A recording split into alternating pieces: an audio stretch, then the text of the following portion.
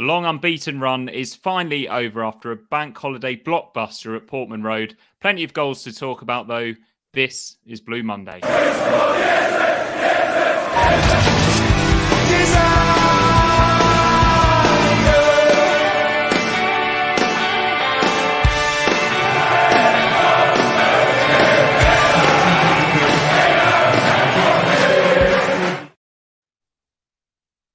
Hello and welcome to the Blue Monday podcast, covering all things Ipswich Town since 2015. My name is Mikey Penty-Smith, and joining me for this, the Flagship Show, is David Diamond and Richard Woodward. How are you both? Good, thanks, Mikey. Yeah, very good, thank you. Obviously a bit of a bank holiday bonanza yesterday at Portman Road, but just about gotten over all the excitement, I think. Yeah, goal fest, wasn't it? I've seen 6 goals today as well, so plenty of goal action. More importantly, how are you, Mikey? Yeah. Or should we say Mr. Mikey? How did everything go? Yeah, everything went brilliantly, thank you. Yeah, great day. And obviously it was made all the more special by Ipswich being top of the league when I got married and when I was on my mini moon as well. Awful word, mini moon. But it's all changed since you tied the knot. Is it your fault?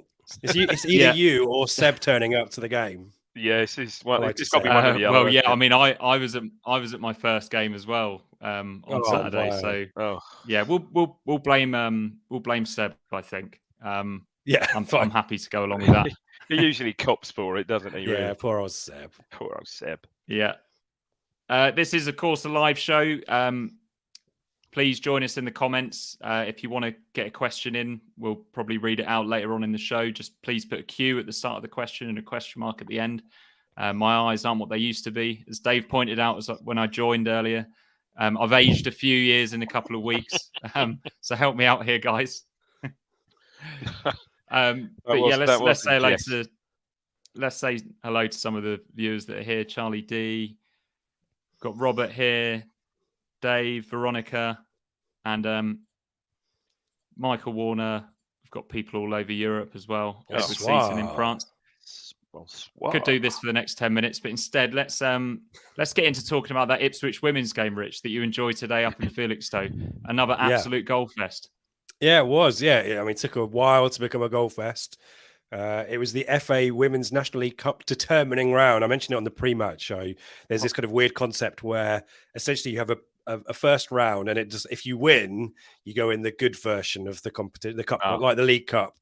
If you lose, you go in and it's a bit like a plate, the plate competition, or something. Exactly right. Yeah. And we were debating whether you win an actual physical plate or not, and people had different views on that one. But so it was a bit of a local derby, actually, in terms of determining round games as they go. It was against a league rival in Billericay, a bit of a local derby as well, if you believe that, and a few ex-ITFC in the Billericay lineup as well, in Liv Smith, who we've spoken to on the podcast a while back, and Maddie Biggs, who both left in the summer, rocked up wearing the red of Billericay, and Billericay took the lead twice. We had to come back from behind twice in the pouring down a rain, and we did. And Summer Hughes, big shout out to Summer Hughes, playing an advanced position down the left, got 2 goals. Tasha Thomas got the other one, and Sophie Peskett came off the bench and made a real impact, actually, just to kind of get us over the line, had that extra quality, and had a bit of a speculative effort that looped over the goalkeeper. But a really gritty performance from a rotated team, Mikey. A lot of youngsters involved, 2 16-year-olds, I think, in defence. Very inexperienced, but pretty level-headed. I could see minutes for the likes of Poppy Soper, recently joined, coming in goalkeeper as well. And as I said, goal for Natasha Thomas is really good, get her confidence going ahead of the league. And we're back home at the AGL next Sunday at 2 p.m. for Plymouth Argyle. So do get along if you've, football double header again. We had Leeds, Billericay this weekend. We've got Cardiff, Plymouth next weekend. We'd love to get plenty of people at the AGL supporting the women's team who, through goal difference, missed out on a playoff spot. So we are, really excited for the season. But good to get up with wins in League and Cup, Mikey, and momentum building. So good times, and 6 goals. Yeah, winning's a good habit to have, isn't it? And that's one that the women's team definitely have at the moment. And it's one that the men's team also had going into the game against Leeds on Saturday.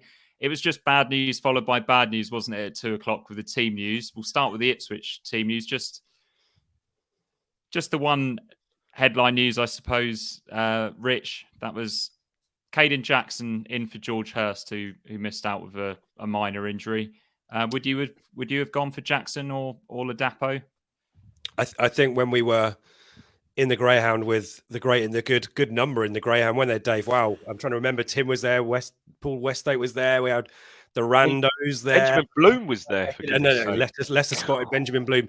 We were talking about it, Mikey. We had exactly that debate, and my stance, I think, was I'd favour Jackson merely because he has such an impressive run out against Stoke. I think Ladapo was the right substitute away at QPR for what it's worth last weekend. But I think Jackson's merited that start at home, pace as well, which comes into, is really important in a couple of the goals we score. So I think I was pretty happy with that choice. I mean, I think there was talk in the pub also. Burgess might have been a doubt as well, yeah? Yeah, and there was a bit of a debate, obviously, with Dynasty and a question mark, Clark a question mark, whether Brandon Williams, who obviously joined online during the week, might actually start as well. So, yeah, there was also a little bit of speculation as to whether that was posturing by McKenna to kind of remind Mark Ashton that, deadline day's looming, mate. I need my 3 or 4 signings or 2 or 3 signings. But obviously with Burgess, he came back in and that actually was pretty important actually for us. It would have been a bit of a baptism of fire perhaps for Elkan Baggett against that Leeds front 4 on Saturday. So Burgess, yeah, I mean the defence didn't cover itself entirely with glory, but it might have been worse a little bit if we hadn't had Burgess. I mean, I think what brought it home for us at 2 o'clock when we saw the teams, with Ben was sitting with us, and when Ben saw the Leeds team, obviously given his extreme championship knowledge, he said, "Yeah, this is going to be a tough afternoon." Immediately said that. It's actually more Premier League knowledge, really, isn't it, Dave? Yeah. Absolutely good point. No, fair point. Yeah, it is actually more. You're right. It's more Premier. Yeah, I mean, what was it? £80 million worth on show there, just about. Yeah. So it was a 4-2-4, pretty much, wasn't it, from Leeds?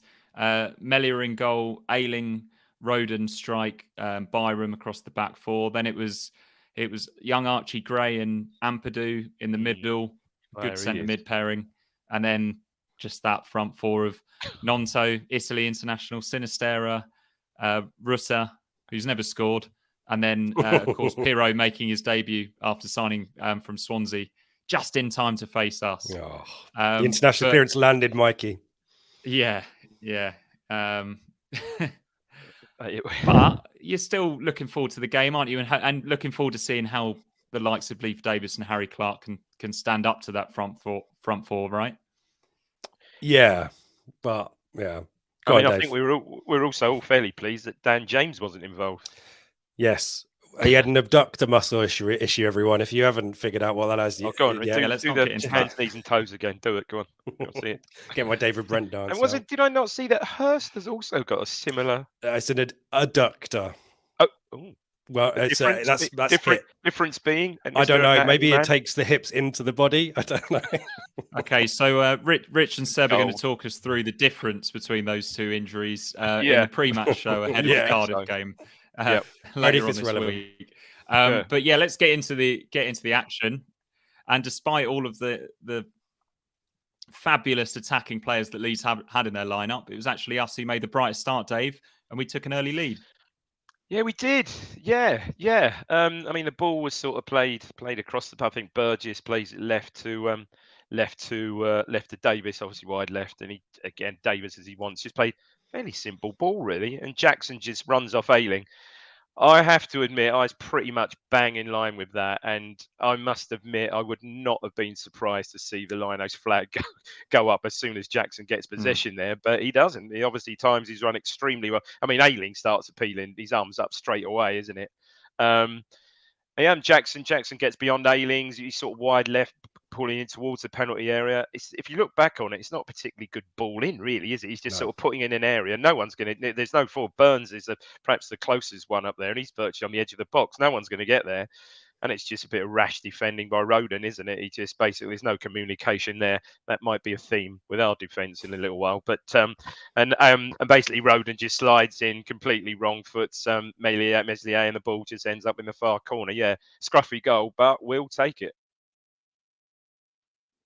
Absolutely. I was sitting up in the lovely Craig Fimbo's seat, which is perched just above you, I think, Dave. And it really did look offside from where I was sat. And that linesman had already missed a really obvious throw-in as well, where the ball was a couple of yards out. Well, not just that. I didn't think he was up with play all first half, to be fair, which was good news. But anyway. I think most of the decisions were going our way. If it's any of the defenders, it's Ayling, who's possibly a very a stretch is the one he's playing him on. We might talk more about Ayling later on, but I think if I'm a Leeds supporter, I'm kind of looking at what's Roden doing in respect of. I think he's too busy thinking this is offside, I need to appeal, rather than just sticking it straight in the south stand, which is what he probably should have done. Because as you say, it wasn't a great cross. No. It's not going to matter a huge amount in 20 minutes time. But I just thought from a Leeds perspective, and in terms of the narrative that you're talking about, Mikey, we were hoping that Leeds' defensive issues might be their undoing as respect of their attacking strength, which we obviously knew all too well about. So that opening kind of gave us a little bit of hope, didn't it? And a little bit of assistance from Leeds, which, I think has been maybe a little bit of an issue so far this season. Absolutely. And the defensive issues switched to the other end of the pitch soon after, didn't they, Rich? As we conceded pretty much straight away. Well, just don't forget, just after that, literally, 2 minutes after, a minute after, Davis puts an absolutely ridiculous ball across the box, and Burns... He should take a touch. He should score, really, shouldn't he? He's not. He's central position, 8-9 yards out, and he kind of does he have a heavy touch? He kind of have a heavy touch, doesn't he? I think really get the ball. I'm the opposite end for this, Dave, but I wonder whether he thinks he's got more time than he actually has. I think so. I think so. Yeah, you wants to probably set himself perfectly, doesn't he? Yeah, and maybe you would, to be fair to Leeds, maybe for once yesterday you'd put that down to a good bit of defending as well. But I thought Byron was excellent. It was a definite chance. Chance that.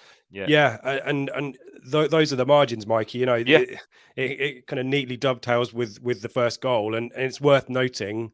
It's probably less so this first goal, but Leeds were so clinical, and it's that half a split second or half a yard that all of their players have that we don't. And let's be honest, this is because they are Premier League or international footballers, not having had 4 years in League One. I know we've got quality footballers, but let's be honest.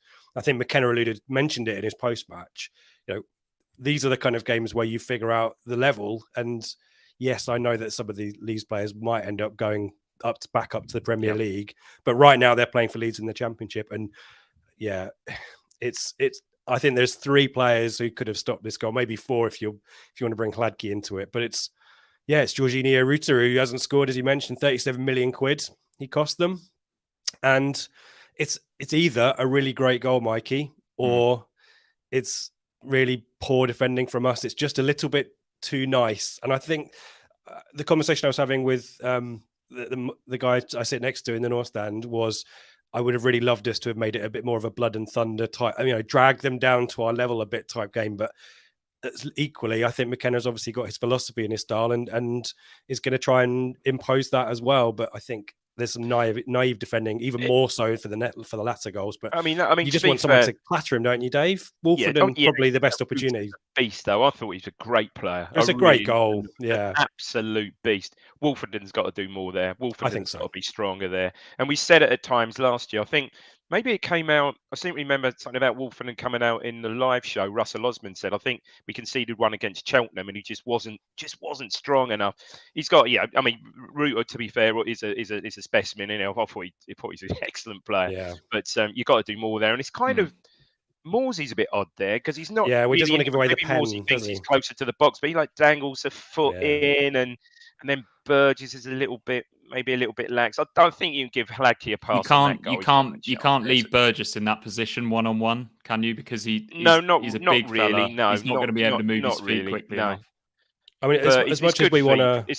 I was going to say, as much as we're going to look for the frailties and the stuff that Ipswich should have done better, it's still a great goal. And it's a good thing, and it's clinical, and in off the far post. You got to give Hladky a pass there. He's not going to, he's not going to cross him, isn't it? Save that. Disappointing though, soft you'd say, but preventable. But yeah, I think mainly Wolfenden's got to be stronger there. Yep. Who's up for another post-mortem? Dave, talk us through Leeds' second goal. I can't remember it. Leeds' second goal. Well, Leeds' second goal, I think, is this the one? Yes, it is. Where cross. Clark initially volleys the ball back to Hladky, and he doesn't really deal with it. It's an awkward one. It's an awkward bouncing one. And like we've all said, and Hladky, even yesterday, Hladky was good with the ball at his feet. This was a bit of an awkward one. And he sort of goes, he's closed down, I think, and he goes to try and clear it. Doesn't get a good connection. I think Nonto doesn't get beyond Nonto at the edge of the box.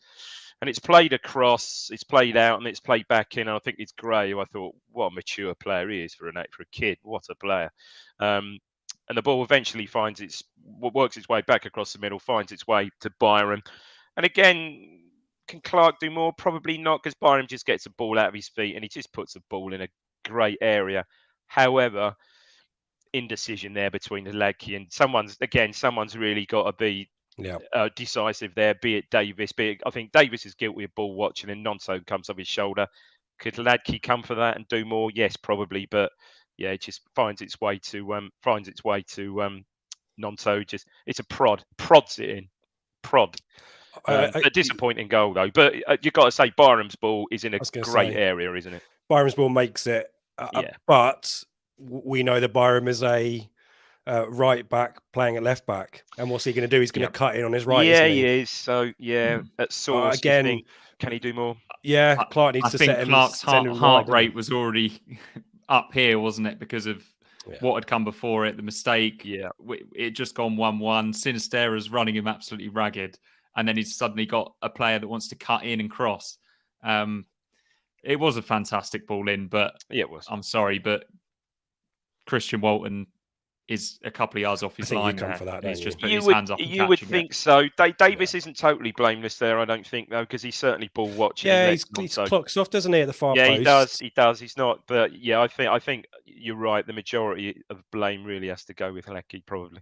I know, again, Wolford and Burgess both flat-footed when the ball flies in as well. I'm not blaming them necessarily, but no one's attacking the cross, are they, Mikey, apart from Nonto? And I have to say, I've mentioned him already. I quite like Luke Ayling before Saturday. I thought he was a bit of a piss taker, and that celebration right in front of the North Stand, pointing at him like we give a crap about who he is. He's a great footballer, but there's a load of pantomime there, and it just reminds everyone how fickle football is. You know, a week ago he wasn't in the team, and everyone was protesting about him, and he's back in, and he scored. I thought he was great. He's obviously a good footballer, but I don't know why Luke Ayling thought he wanted to bring that to our attention, because we don't really give a crap. But hey, I'm just bitter Ipswich fan, and I'm going to get bitterer, Mikey. Oh. Yeah, you're going to get bitterer now, aren't you? Because I mean, if the second goal was potentially Hladky, a little bit of fault, the third one definitely was. But again, it's poor defending, poor fullback play, isn't it? But Leeds showing their class in the attacking third. Yeah. And how much is this goal worth? Sinistera with the shot and Pirro with the tap in. £2 that one. My mind 500 goes grand of Hladky as well.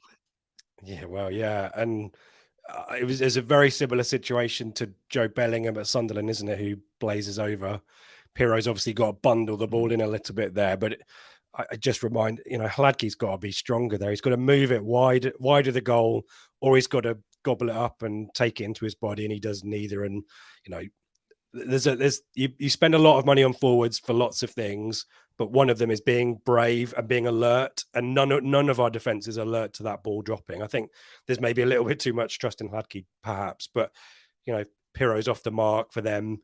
He might score some worldies, but frankly, those bread and butter goals are really important. And we're going to talk about how the game maybe pivots towards half time, but at that point at 3-1, other teams might have folded, and it might be 4-1, 5-1, even 6-1.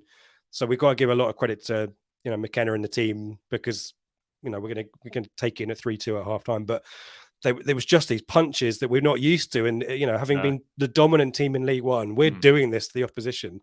It was quite sobering to stand there and just see this happen. Every little margin, every little moment that forward Leeds way, they take it, and that's the difference at Championship level. That that you mentioned the Burns chant. There's stuff for Luongo. There's stuff I think for Broadhead as well. Other chants for West Burns is in the half as well, which presentable opportunities. And yes, I know I'm comparing a 30 million player with a £500,000 player, but at championship level, those are the margins, they count. And yeah, Piro's already kind of starting to pay back that chunky fee, isn't he? I mean, again, at source, this goal, Clark gets sort of caught out with the long crossfield ball because it's quite a long, high ball, I suppose. And if he is correctly positioned, he deals with that, does it? He probably gets his head on it before it even reaches Sinister. Maybe so. Rando asks, he says, I don't think Broadhead or Burns helped their fullbacks in that mad 9 minutes. Do you think it was maybe a case of them trying to get us up the pitch a little bit? I think so, yeah. Good point. Burns I'll be interested to get the views from the chat on Burns, because there are some moments, obviously, yesterday where he maybe makes the wrong decision, but actually both him and Davis, actually less so Broadhead, I'd say, were really stretching the pitch. You know, we knew that there was certainly down their right hand side with Ayling, who's getting on a little bit. There's opportunity, and Davis was pinging balls around the side to Jackson, wasn't he? On the right hand side, Burns had a lot of space there, and I kind of think if we'd exploited that a little bit more, we might have got more goals in that first half, but it didn't really happen. And to Rando's point, maybe that didn't help us. The lad that came on for Byron was shocking. Oh, well, he was pulled at half time, wasn't he? He had an absolute shocker. I mean, Clark was just dropping the balls in. Clark was just dropping the balls in, and Burns was in every single time, 2 or 3 times. That's telling for the goal, isn't it? Our second. So yeah, that substitute happened only a few minutes after their third goal. You said that you thought Byron was having a good game, Rich. I thought he was struggling with Burns as well, to be honest. And I thought that, like you say, we could have done that diagonal ball more, but you could tell that we were definitely trying to get in behind those two Leeds fullbacks. That is definitely their Achilles heel. We regained our composure quite well, I thought, at 3-1 between then and the end of the half. That drama guy, didn't help Leeds' cause. As you mentioned, Rich, there was a string of sort of half chances. Jackson, Luongo and Broadhead all went close. On the stroke of half time, though, Dave, after a little bit of a mishap from the aforementioned drama, whatever his name is. It's a double bubble, isn't it? It's an odd one, isn't it? Because he gets the ball given to him wide left and he kind of he's not concentrating, he just miscontrols it. So immediately has to turn back on himself and does the classic. Then he passes it back blind, really. It's good if you watch that goal back, it's great anticipation from Jackson, because Jackson's already off. When he sees him on the half turn, Jackson's already gone and chasing down Roden. And Jackson does brilliantly, gets between I think it's Roden and the keeper Melier, and great presence of mind. You think the angle and you think, he's going to have a go, but no, great presence of mind to sort of whip it back in a really good position. And Broadhead's there on the spot. Been disappointed had the keeper saves. The keeper gets a lot on it, or a bit of Roden and a bit of the keeper, I think. But squeezes it in, and 3-2. What a time of scoring. You could see immediately, the whistle went immediately, and the Town players are up. They're sprinting off, and you think, okay, this is exactly what the game needed, but exactly what we needed. Farker doesn't wait for the kickoff, does he? Gone. He's gone. Yeah, it's just very quickly. I mean, definite echoes of Derby 1-0 win in last season. Very similar situation where Jackson's presented the ball from a no look back pass. Oh yeah. And he takes it around the keeper and hits the post, doesn't he? So we've bemoaned maybe some of Jackson's thought process when he gets into good positions, but he learns from situations, obviously, and that pace that we talked about at the start. Really useful yesterday, and he's involved twice, isn't he? He's had a really good first half. Yeah. One of our colleagues, Joe Fairs, is he's at Disneyland Paris, but he's found time to watch this Mickey Mouse podcast. He said we looked like we were going 1-on-1 with them all over the pitch, which asked a lot of defenders. Thought Burns ripped the fullbacks a new one in the first half, but we just couldn't make it count. I think we're kind of touched upon all of that, haven't we? But do you think he's maybe got a point there that we maybe could have doubled up on one or two of their attacking players, Dave, in that first half?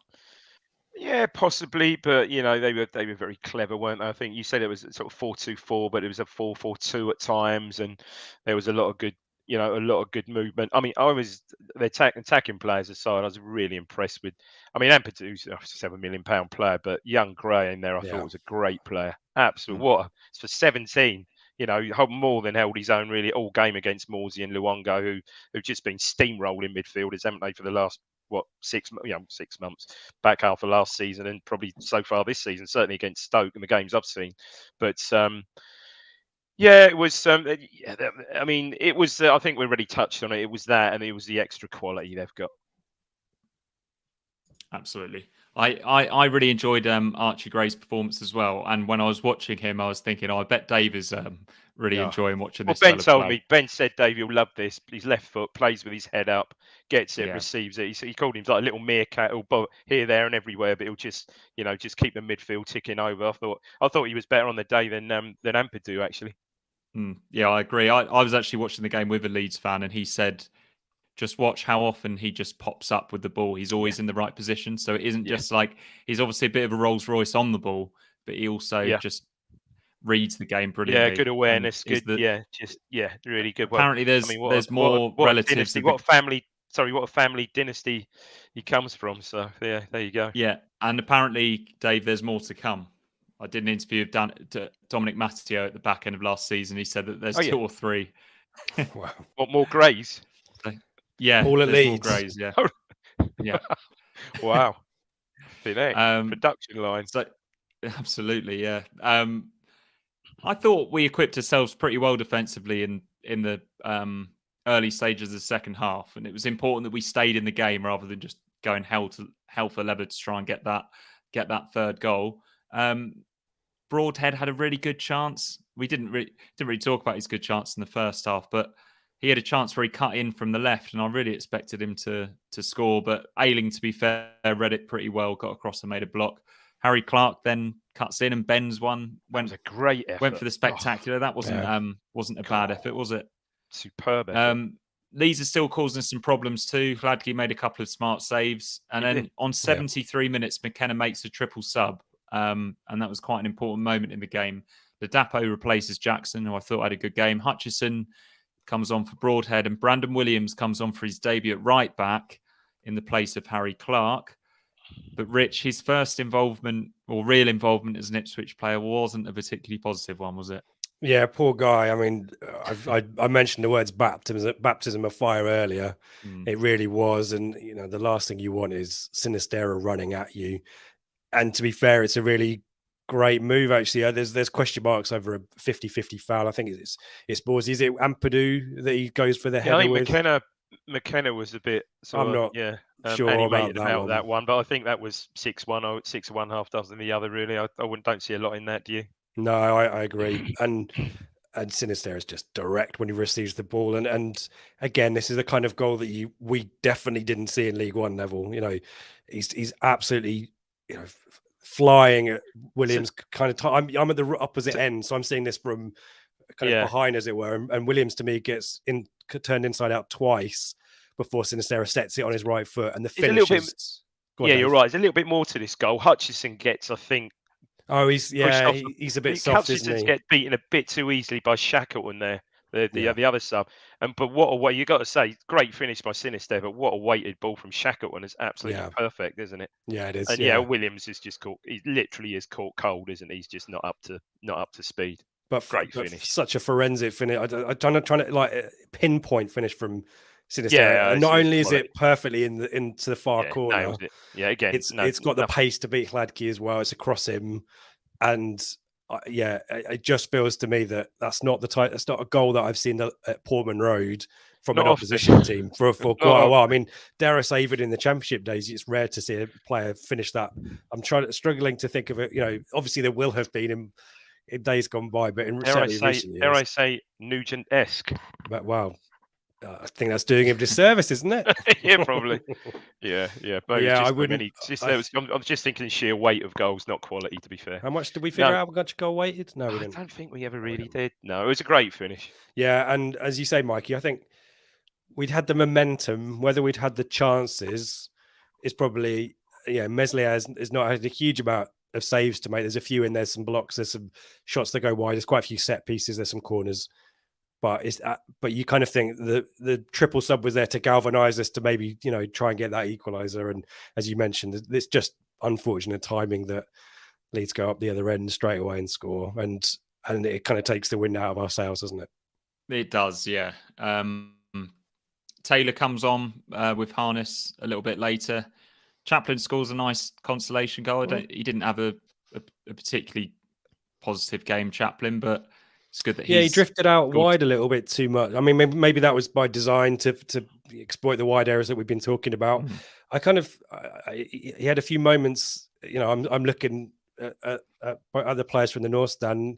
He gave young Hutchinson a bit of a bollocking a couple of times, which I thought was a little bit unnecessary. Maybe a little bit of frustration on his part. There was a moment where I think he's trying to do a side foot kind of no look pass into Hutchinson, who's unmarked on the edge of the area, just inside the area, and it ends up looking more like a shot. And he's kind of giving Hutchinson a bollocking for not reading it or not, reacting or what have you. Which he's a young player, Hutchinson. I think maybe it's not a great day for Chaplin, perhaps, but he then pops up and it's a really great finish, isn't it? Low drive, across the keeper into the far corner. And that's now 2 goals in 2 matches for Chaplin. I know the narrative of the game is that we've lost, but actually I think that Mikey, getting that 3rd goal, making it a single goal defeat is actually really positive overall, because all of us have seen Town get blown away by teams and beaten by better players and all that kind of stuff. And we've even seen a lot in the League One of us losing to teams shithousing a goal, let's be honest, and sitting and it's rare that you kind of sit in watching a defeat and thinking, yeah, I'm proud. Obviously we'd have loved to win, loved to have got the point, but I can totally I understood in the context of our season and where we are as a club that you can't do a huge amount about an £80 million, whatever it is, strike force. And sometimes having been promoted, you're going to get schooled by a few teams. And let's be honest, we are not going to face that level of quality every single week in the Championship. Yes, there is some stuff we need to do better. But again, of all of the coaches in the Championship that you'd want, in charge of our team, it's Kieran McKenna, who we know, learns from issues or mistakes and has plans to deal with stuff. And also, narrative-wise as well, Mikey, we have a deadline day that all of us are getting a little bit squeaky bum about, because there's not enough bodies in the building, to borrow a Sebism. And perhaps yesterday, given maybe the bench, that trio of substitutions didn't really do much. I thought Taylor was okay when he came on, had a good shot, didn't he? Taylor looked okay, and Hutchinson as well. But maybe there's just not enough of that depth. If we are serious about top 6, I think Saturday kind of confirmed, well, there's the level. You're maybe not going to get that level, and maybe Leeds will lose a couple of those players anyway, but still there's that strength there, and that's what we want to emulate. And so more signings needed. Yeah, I think you're right. I think it was it's important to get that 3rd goal, because it's a much fairer, I think, overall, and I'm sure Leeds would agree, much fairer reflection perhaps of the game overall. And well, on the subject of Leeds and their fans, all kudos to them for amongst the celebration of their 3rd goal was the minute's applause for young Mason that sadly passed away. And I really thought, I was looking across, and to a man that the Leeds fans were observing that, which I thought was brilliant. Yeah, well, and again, we talked about it similarly with Stoke. Yeah, isn't it great? Isn't it great to see the away end in the Cobbles? Oh, it's fantastic. Completely full. You know what you're going to get with Leeds fans. They travel up and down the country. Yeah, maybe need to get a couple more songs, perhaps. But wink, Leeds fans. For once, I didn't quite hear the Champions of Europe song. I didn't think I heard that yesterday. But I think they generally sing. They seem to sing that one, Dave, when they're losing against us. That's a good point. They do. Yeah, I think. Yeah, but Marching On Together is such a unique song, isn't it? Because they seem to sing different parts of that song, and they do. I'm listening, thinking, oh, what are they singing now? And then it's like, oh no, this is just it's the secret second verse, an early bit. Marching On Together. I mean, the Ethan Ampadu Agadoo is just a dream, isn't it? That's just a dream. Yeah. What's your easy pick up, that one?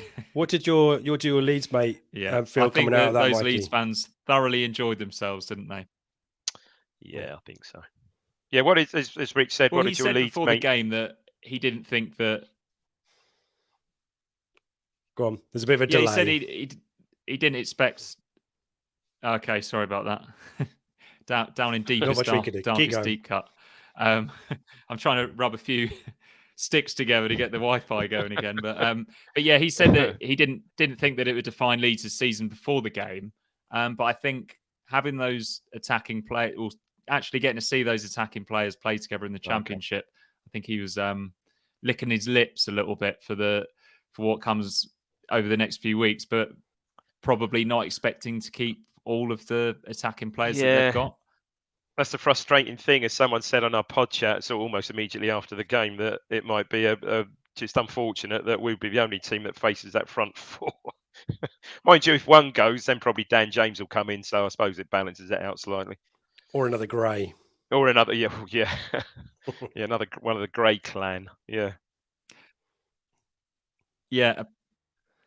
So according to Scott Lightning, who I presume is a Leeds fan, there's a young lad called Harry Gray who's a striker, Messi-esque apparently. And a brother, do we think, or a cousin, or a brother?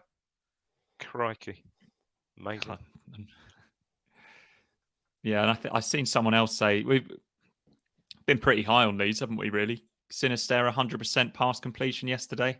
It's pretty impressive, isn't it? Into the back of the net? One of the best players I've seen at Portman Road. Yeah, he was a handful, wasn't he?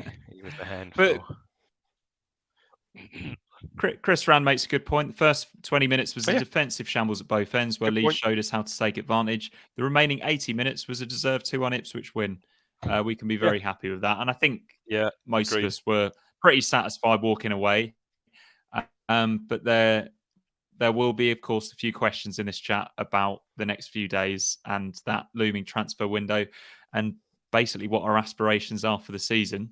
Shall we hear from our sponsors before we get into all of that stuff, Rich, do you think? Go for it. Innovation Labs is business hub and co-working space with strategic locations across Suffolk. Our aim is to foster innovation, entrepreneurship, business growth, and the development of an AI centre of excellence in Suffolk. Monthly hot desks are available from just £79. For more info, head to innovationlabsgroup.com or contact info@innovationlabsgroup.com. Innovation Labs, providing support for businesses across Suffolk.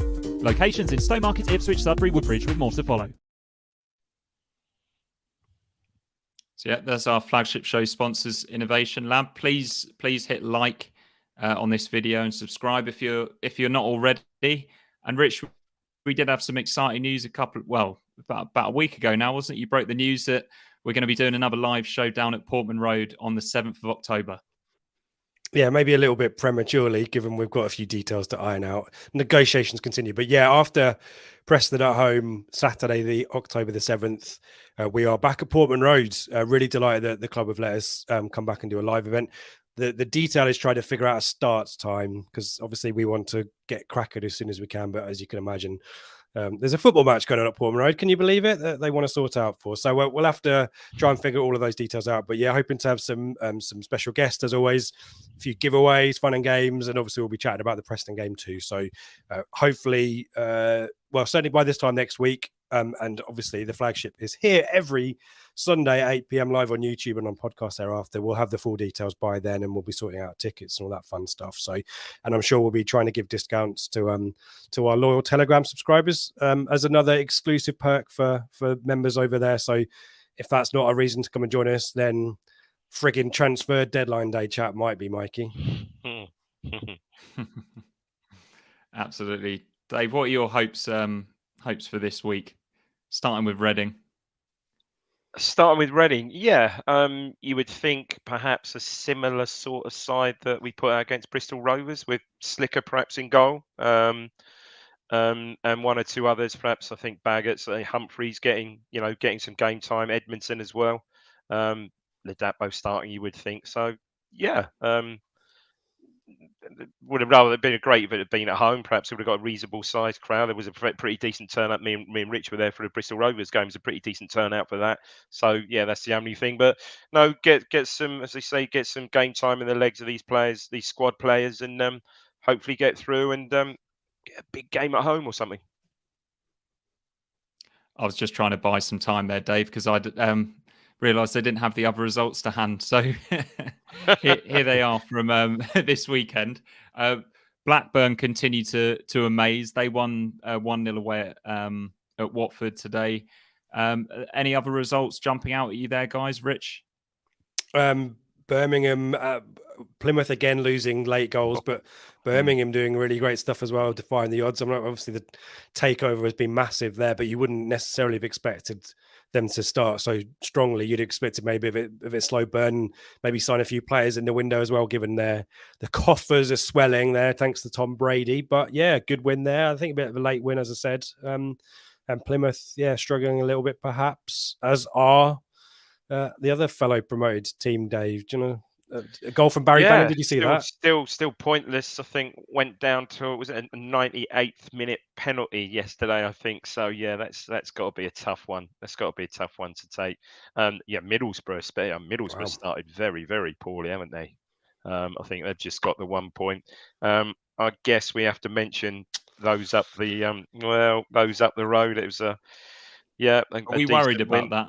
Albeit may have lost the sergeant from ankle injury. He picked up a sort of fairly serious ankle injury, so that's bad luck for him. But that Rogue looks good, doesn't he? I mean, it's worth noting that Huddersfield gifted them at least two. They did, yeah. To be fair, they did. I mean, the other team that is sort of acquiring players, throwing some money at it, are Hull, aren't they?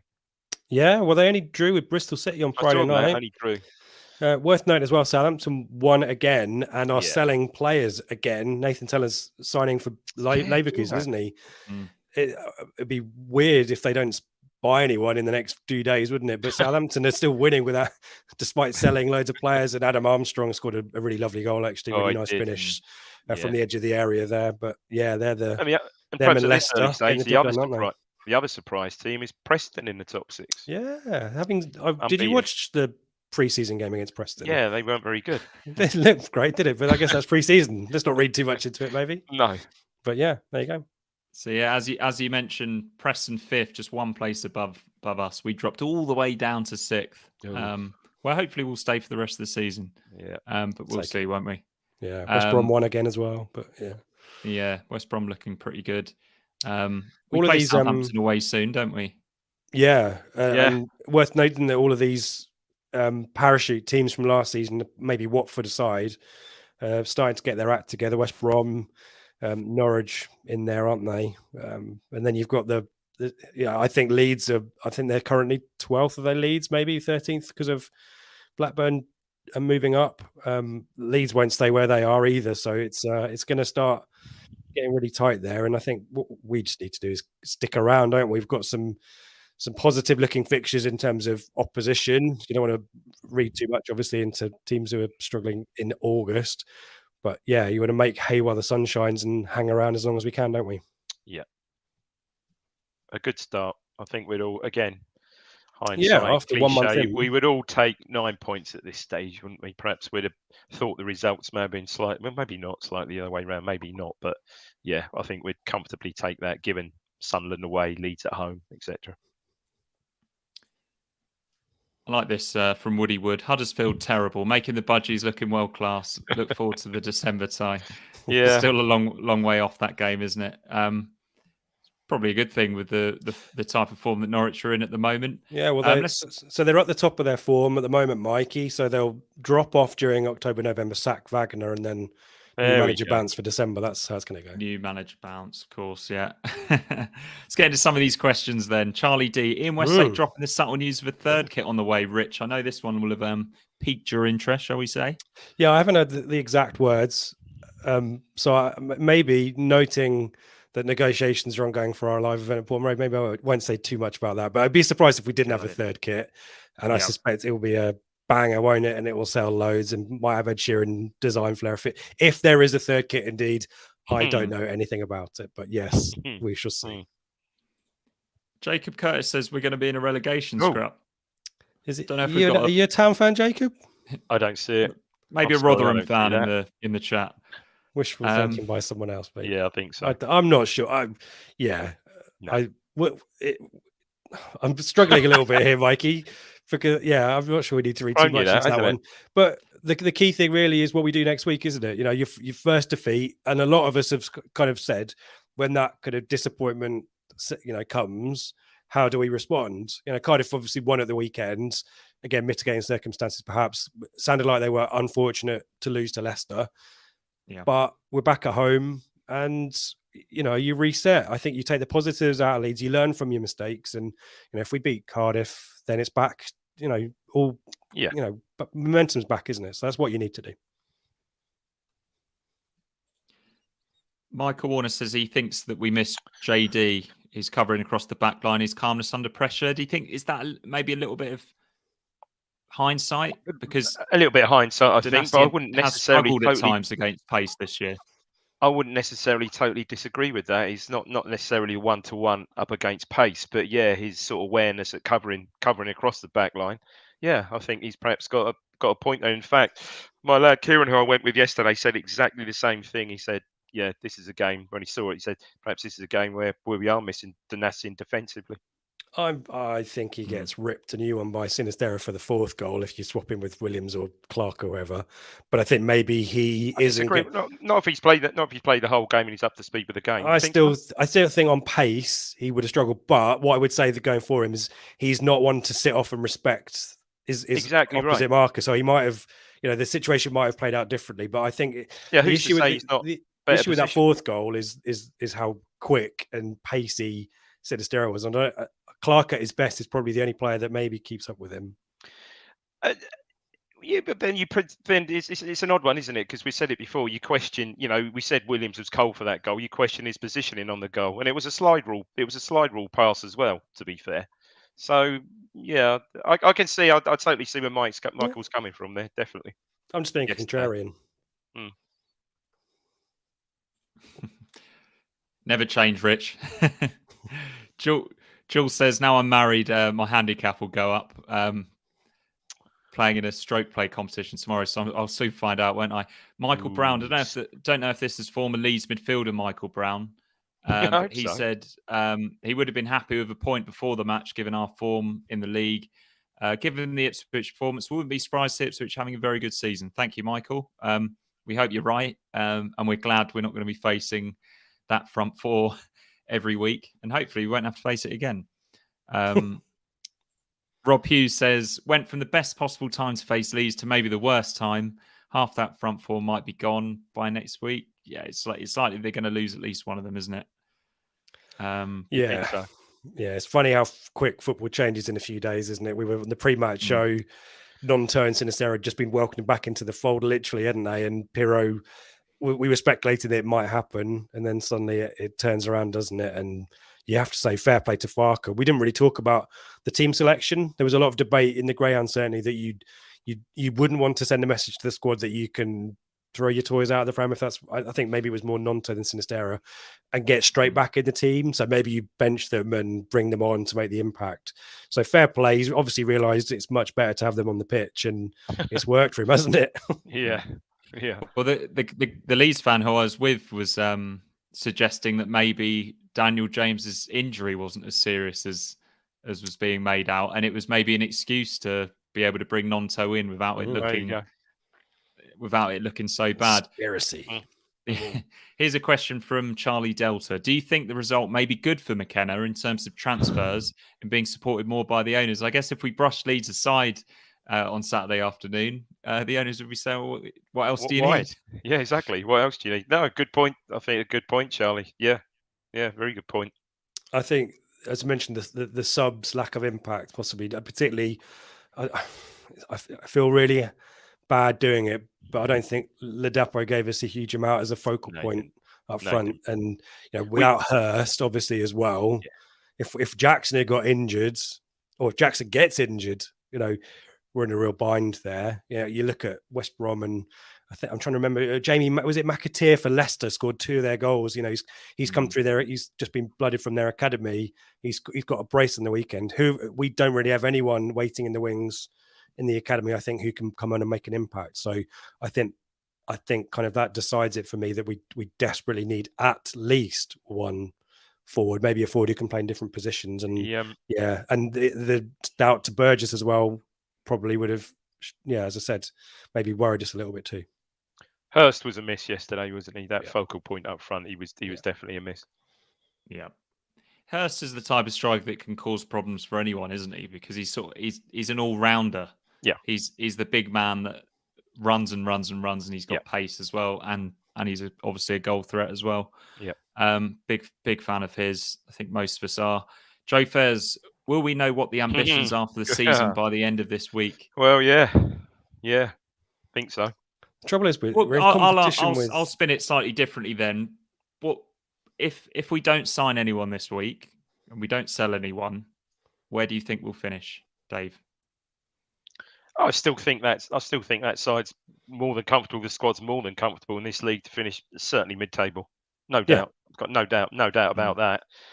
With a couple of big signings. More, I think. Sorry, Mikey. With some signings. Yeah. I'd say in and around. It potentially in and around, but. Yeah, the teams. It's an odd one, isn't it? You played these teams at the start of the season. I think we all said Sunderland is still in transition. No Ross Stewart, for instance. Stoke perhaps a bit the same.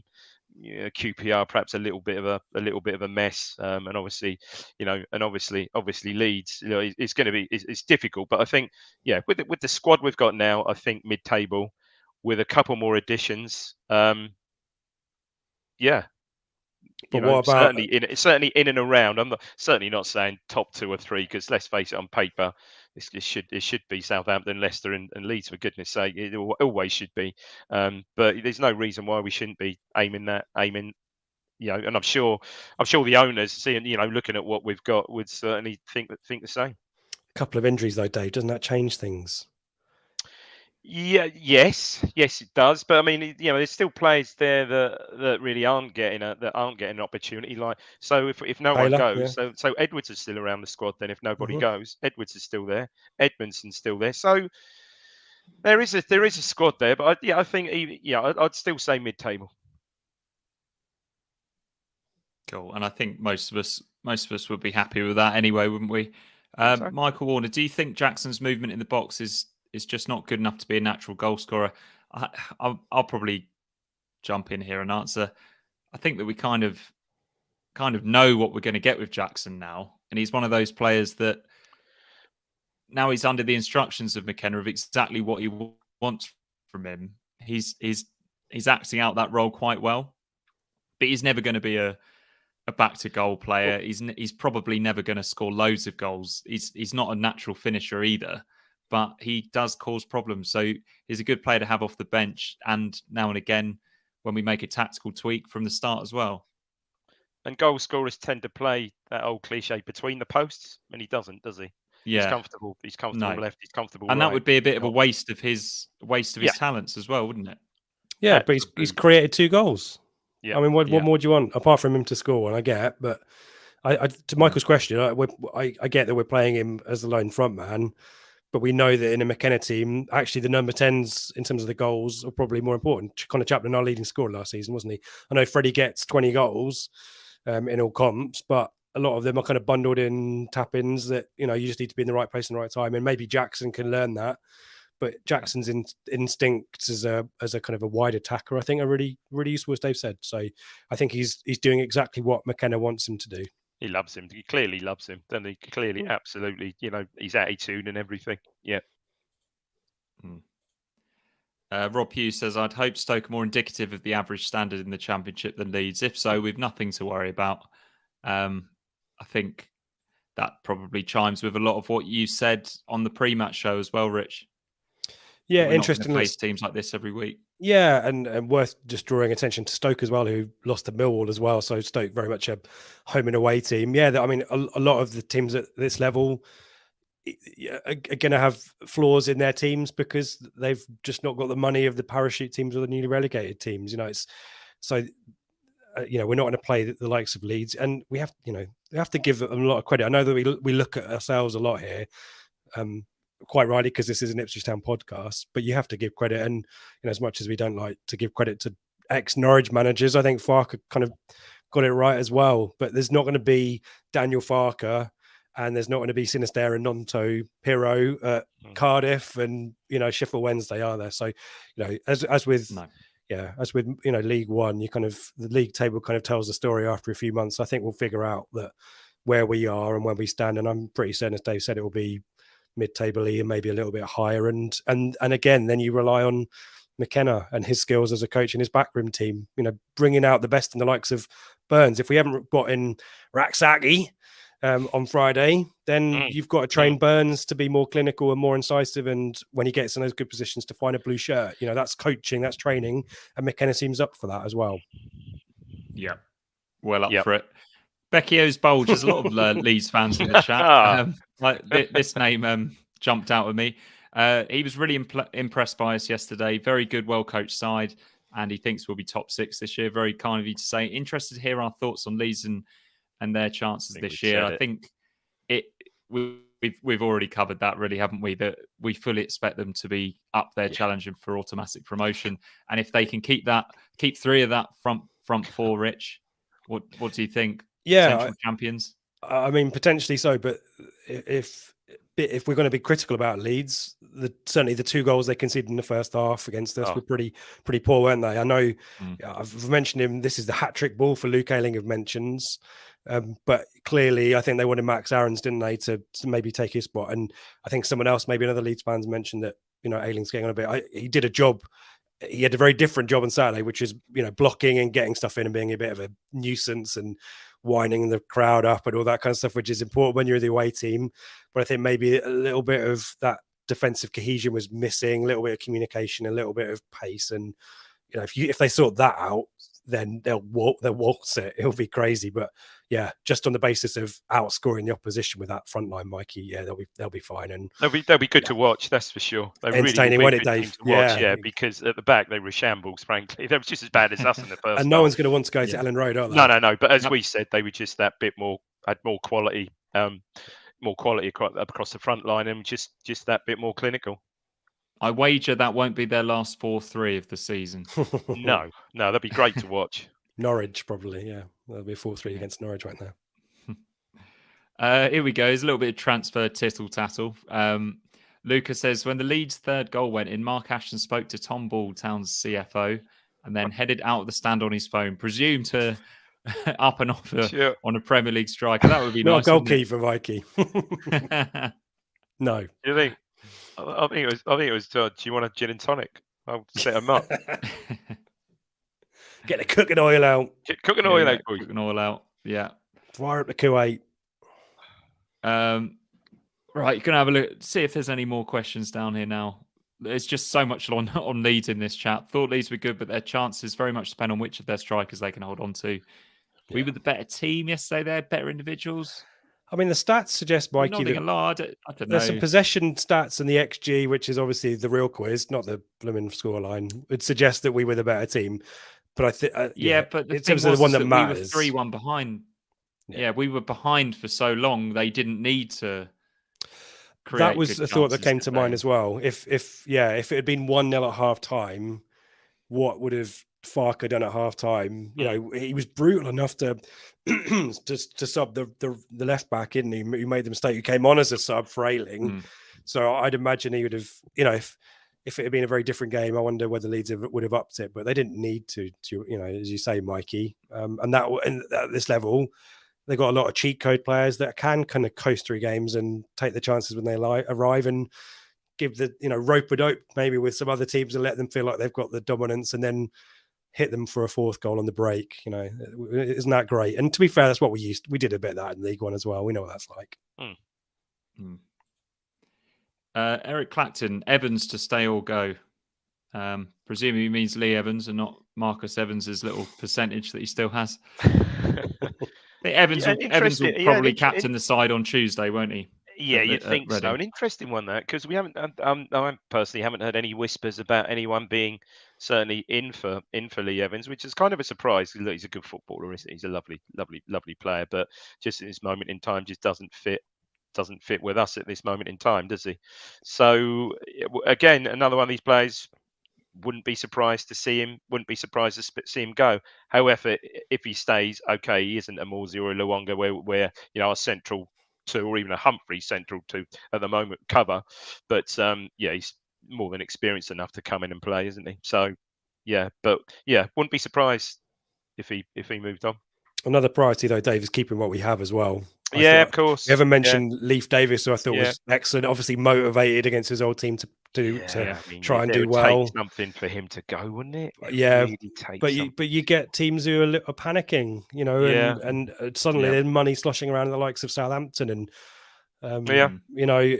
so a great window for us. For me, Mikey, is at least one forward, a centre back, keeping everyone else, and as you say, the fringe players like Lee Evans, like Carl Edwards, you wouldn't begrudge them, like Greg Lee.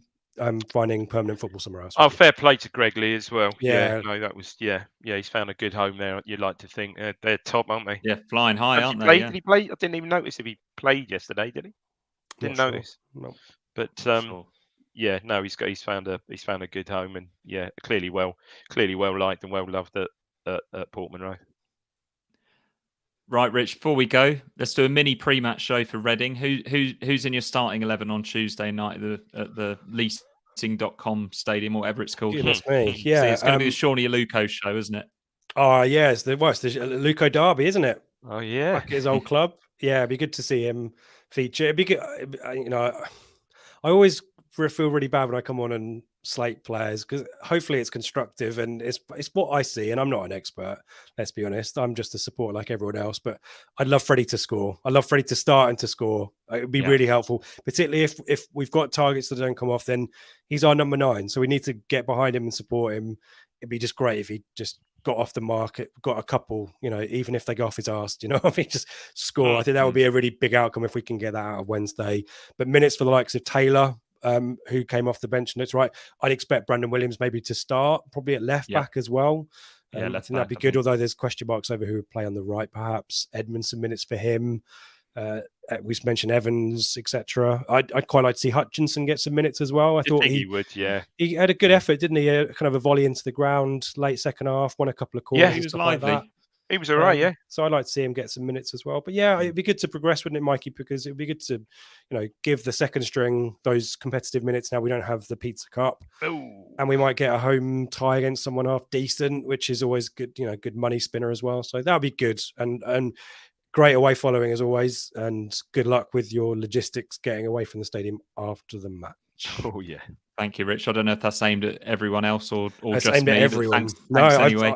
I've been waiting in the bus queue. If you're giving someone a lift home from Reading, don't take them up when they're up. If they ask you to drop them in Reading Town Centre at the station, don't do it. Anyway, move on. Funnily enough, I'm picking up my wife from Reading Station later. She's been at Reading Festival today, so I've got that to look forward to tonight. Okay, that'll be okay. Rich, you'll talk about that Reading game in your pre-match show. Is that that's going to be with Seb looking ahead to the Cardiff game later on this week? Yeah, so we'll probably make a decision on shows tomorrow. As I mentioned on the pre-match show, I'm no Jim White. I will not be getting the yellow tie out and welcoming deadline day with open arms. I think it's a preposterous waste of time, and it's only good for Sky and it's only good for agents. But hey ho, if you love deadline day, then fill your boots. But so we might do pre-match live on Friday because that's deadline day actual, isn't it? Deadline day. So it might be that there's a bit of a gap midweek. We might do a Reading reaction if we win 6-0, or if we've signed someone, we might just do a midweek reaction show. Otherwise, I think we might do some pre-recorded stuff. We've got maybe we did a defender targets. Our mate Jacob Powley's doing a few bits and pieces with us. He's got some striker targets. We might do a bit of a pre-record video for that. But if you keep an eye on our socials and on our website, we generally put a planner for the shows ahead. We'll let you know what we're doing. Oh, there you go. Advert. Yeah. And we'll tell you if it's on Telegram as well. Yeah. Absolutely. Yeah. Check out the merch store as well. It's all on our website, Blue Monday, ITFC.co.uk. Please give us a like on YouTube. As I said earlier, thanks everyone for watching and listening. Got a super chat, Mikey. Thank you. Here we go. Wow. Super chat. Didn't see that. Not sure if he's being polite about us though. Who's the biggest goat? Is that a goat? I think that's a goat. Oh, is it a goat? I think so. Yeah. I'm sure. I think he's being lovely. I think he's polite. Bits is always very nice about me, although he might be comparing my Wi-Fi connection to a farmyard or something. I don't know. But yeah, thanks for that. Thanks for that, Bits. Thanks everyone for watching and listening. As always, Dave, I'll give you the final word. As after one of the longest winning, unbeaten runs of our Ipswich Town Sporting Yeah, Lives. not to be, you know, just take the positives from it. Take the positives from yesterday, which there were many, and here's the 3 points at home to Cardiff on Saturday.